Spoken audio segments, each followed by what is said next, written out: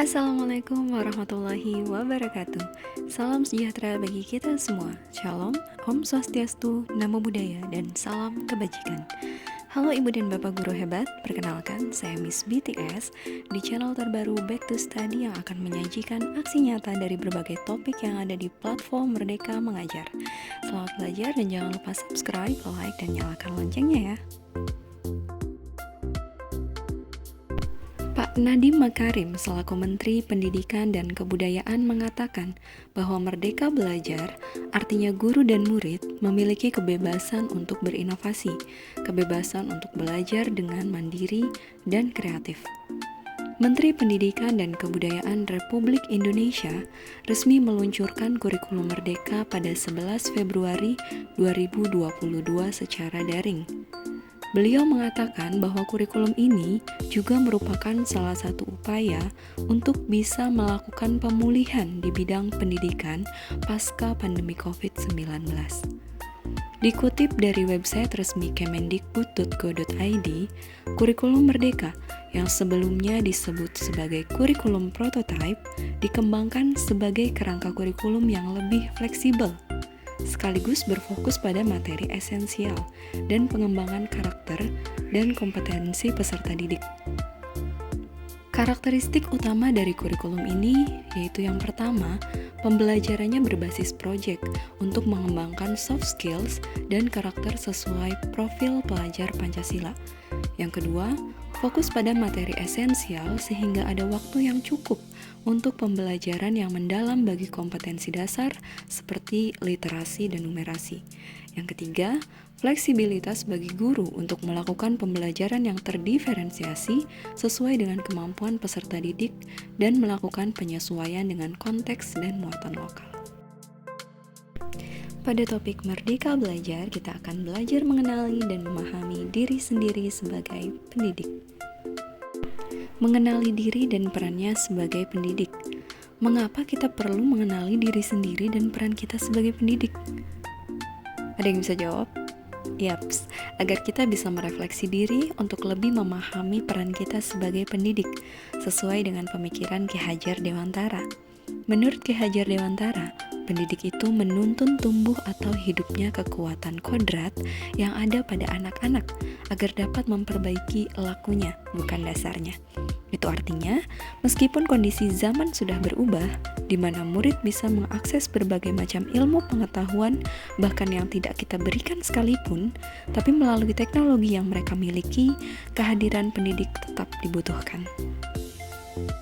Pendidik harus mengenali karakteristik setiap murid untuk bisa menuntun murid mengenali dirinya sendiri agar dapat menjadi pribadi yang mandiri dan merdeka, berdaya, serta mampu menentukan tujuan dan kebutuhan belajarnya sendiri yang relevan dan kontekstual sesuai dengan lingkungannya. Namun, sebelum itu, pendidik juga harus terlebih dahulu mengenali dirinya sendiri, mengetahui kekuatan dan kelemahan yang ada, serta terus belajar seiring berkembangnya zaman. Keinginan untuk terus belajar itu juga merupakan bagian dari proses atau perjalanan menjadi manusia yang merdeka.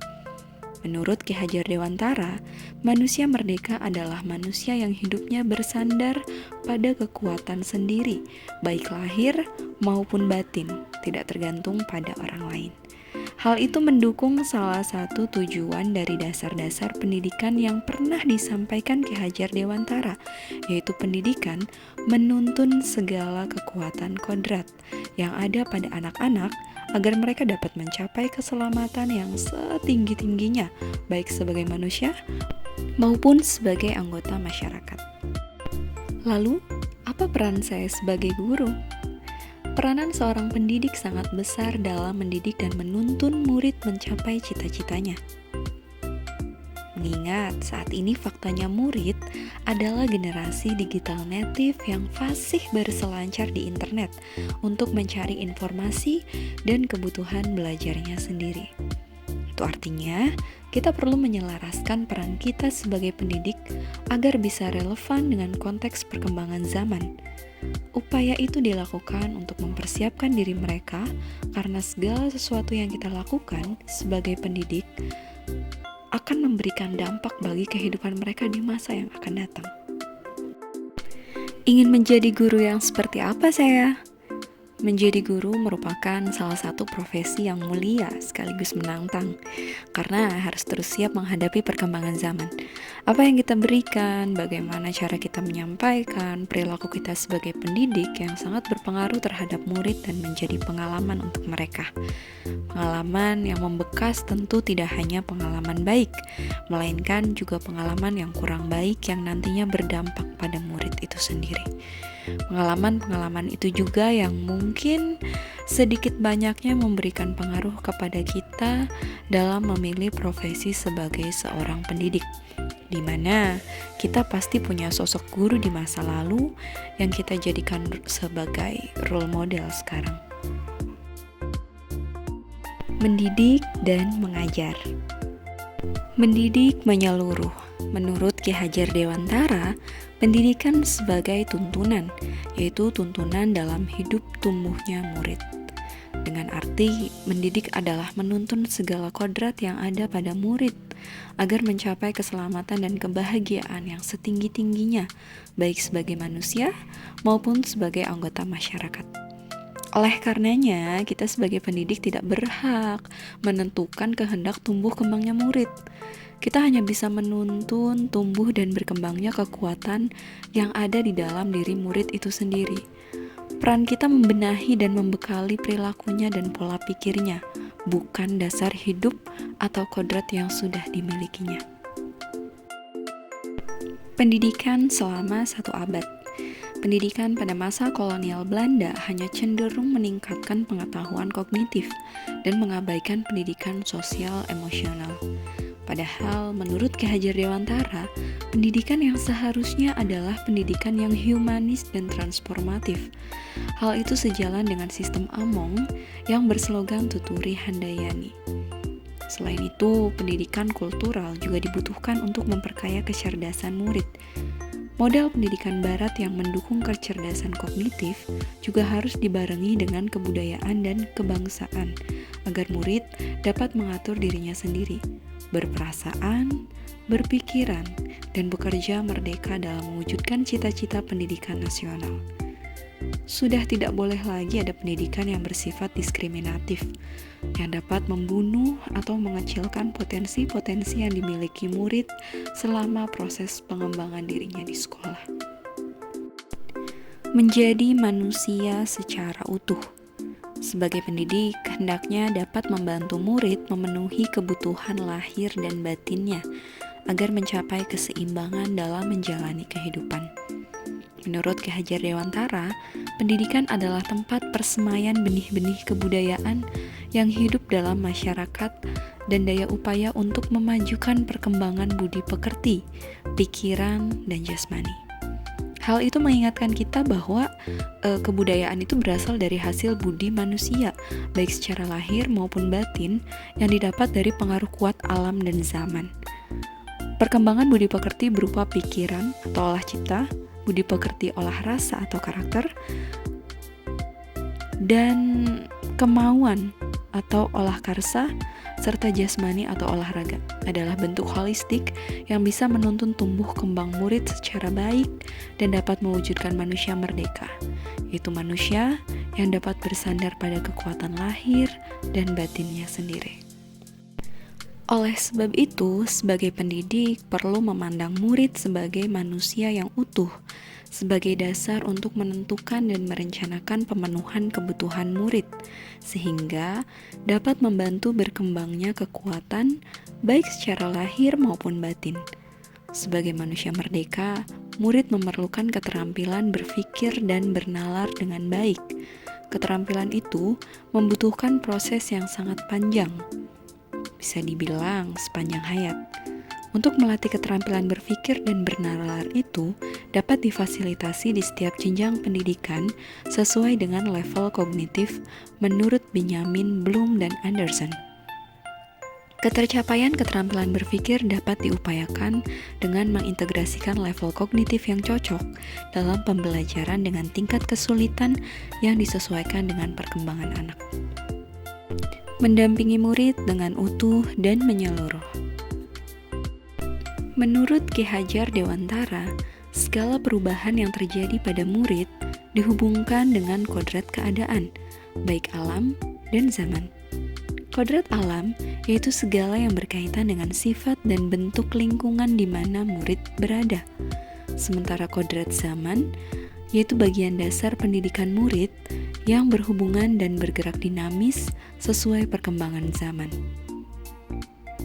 Hal itu menunjukkan bahwa dalam praktik pendidikan hendaknya memperhatikan kodrat alam, di mana murid tinggal, dan pembelajaran yang seperti apa yang hendaknya didapat murid agar bisa menyatu dengan kebutuhan lingkungannya, sehingga pembelajaran berlangsung secara kontekstual.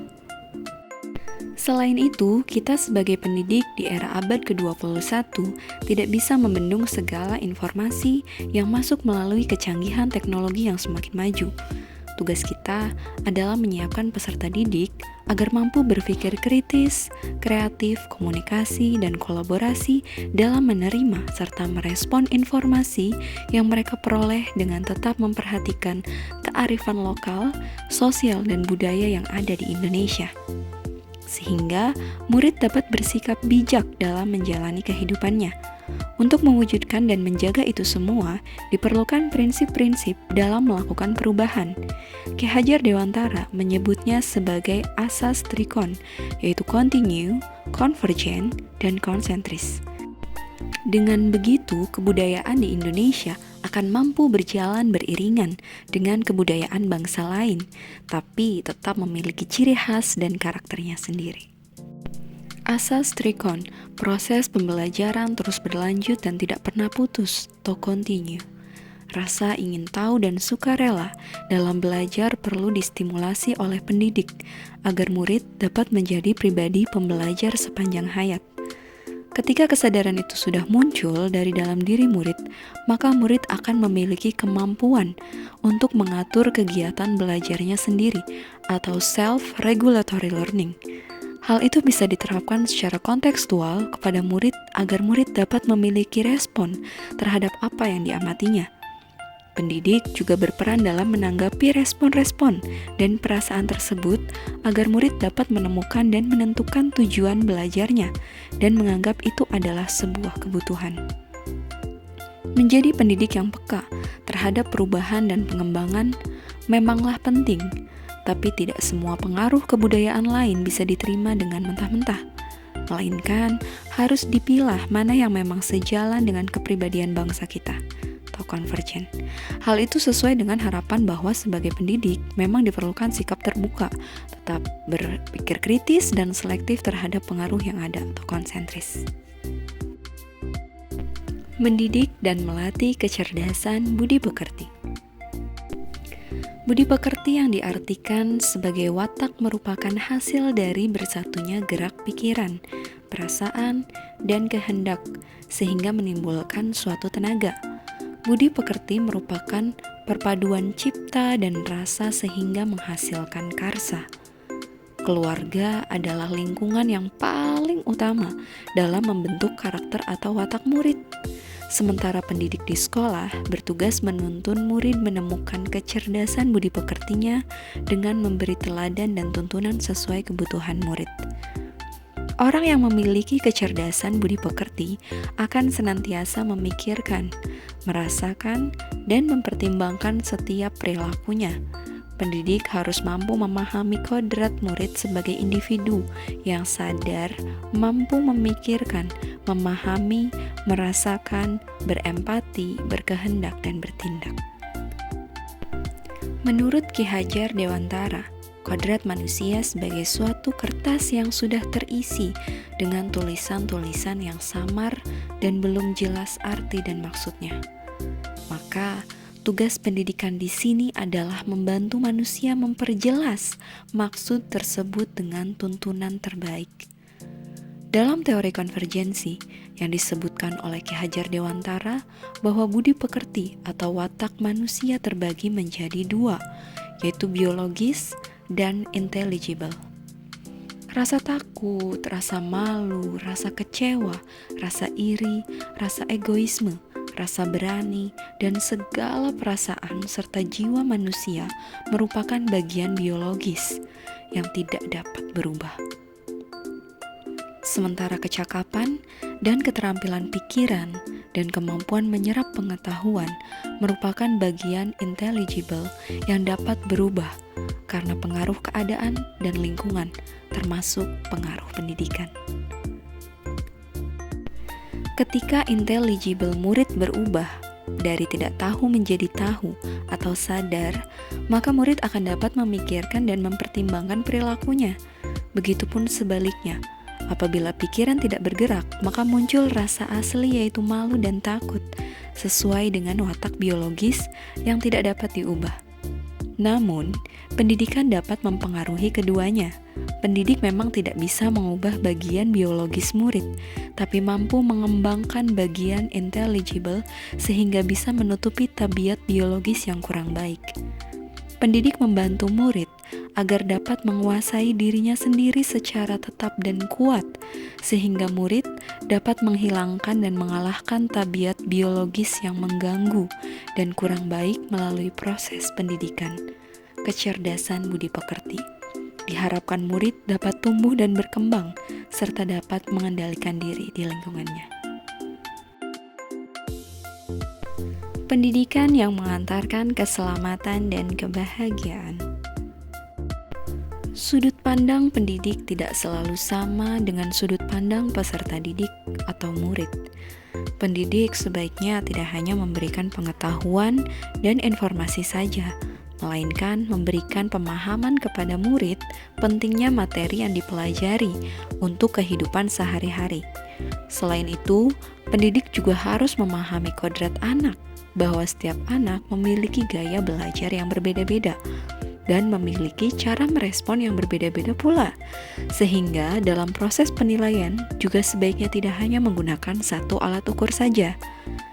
Sebagaimana fungsi pendidikan, yaitu untuk mengantarkan murid agar siap hidup dan memberikan kepercayaan kepada murid bahwa di masa depan mereka siap dan mampu mengisi zamannya. Mengingatkan murid bahwa tidak cukup hanya hidup untuk kepentingan diri sendiri saja, melainkan dapat berkontribusi di masyarakat karena sejatinya pendidikan berupaya menuntun untuk mencapai keselamatan dan kebahagiaan. Kehadiran pendidik tidak hanya membimbing murid saja, melainkan juga menjadi teladan, menjadi narasumber, dan menjadi supporter atau pemberi semangat serta saran dan rekomendasi. Seperti yang dimaksud dalam sistem Among menurut Ki Hajar Dewantara, menjadi pendidik yang berkarakter, kredibel, dan dapat mengembangkan kemampuan sosial emosional merupakan modal untuk memahami peserta didik. Selain itu, pendidik di abad ke-21 tidak lagi menjadi satu-satunya sumber pengetahuan. Pendidik berperan menjadi fasilitator yang menjadikan murid sebagai subjek yang aktif dalam membangun pemahamannya sendiri. Mengingat bahwa pendidik tidak hanya mengembangkan kemampuan berpikir saja, melainkan mengembangkan seluruh potensi yang ada di dalam diri murid agar menjadi manusia seutuhnya. Untuk bisa memenuhi itu semua, maka bukan tugas murid saja menjadi pembelajar sepanjang hayat, melainkan bagi pendidik juga. Pendidik harus mampu memecahkan masalah, memiliki kemampuan kognitif yang kompleks, dan memiliki kemampuan sosial emosional yang memadai agar dapat membimbing murid dengan baik. Kemampuan-kemampuan tersebut, jika sudah dikuasai pendidik, maka besar kemungkinan pendidik menularkan itu pada murid-muridnya. Agar murid tidak hanya berfokus mengembangkan kemampuan kognitifnya saja, melainkan dapat mengembangkan karakternya yang juga sama pentingnya. Namun, tetap perlu diingat bahwa mendidik bukan hanya tugas pendidik saja, melainkan juga tugas orang tua. Pendidikan akan berhasil apabila ada kolaborasi atau kerjasama yang baik dari pihak sekolah, orang tua, maupun masyarakat di lingkungan di mana murid itu tinggal. Thanks for watching. Sampai jumpa lagi di topik-topik berikutnya ya, Ibu dan Bapak Guru hebat. Assalamualaikum warahmatullahi wabarakatuh. Salam sejahtera bagi kita semua. Shalom, Om Swastiastu, Namo Buddhaya, dan salam kebajikan.